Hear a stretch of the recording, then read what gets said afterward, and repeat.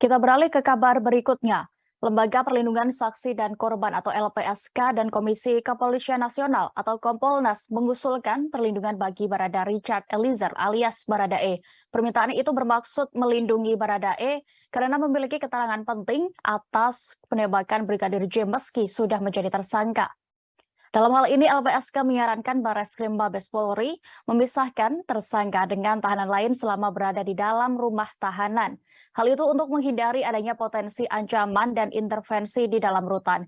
Wakil Ketua LPSK, Edwin Partogi Pasaribu mengatakan, Baradae menjadi saksi tersangka yang penting dalam kasus tewasnya Brigadir J di rumah dinas Verdi Sambo. Permintaan peningkatan perlindungan juga karena asesmen perlindungan dari Baradae belum disetujui oleh LPSK. Menurut Edwin, pihaknya ingin memastikan jangan sampai ada kabar bahwa tahanan ditemukan dalam keadaan meninggal dunia.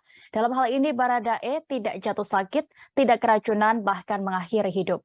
Senada dengan LPSK, Kompolnas juga mengusulkan perlindungan terhadap Baradae untuk mengungkap insiden berdarah di Kompleks Polri Duren 3, Jakarta Selatan.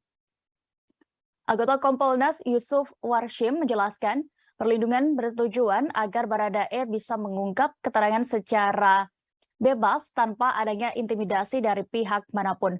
Terlebih, sistem peradilan pidana Indonesia dikenal asas praduga tidak bersalah atau presumption of innocence.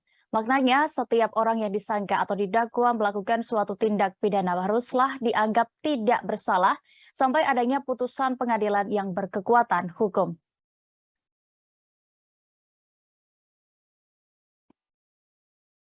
Terima kasih sudah nonton. Jangan lupa like, subscribe, dan share ya.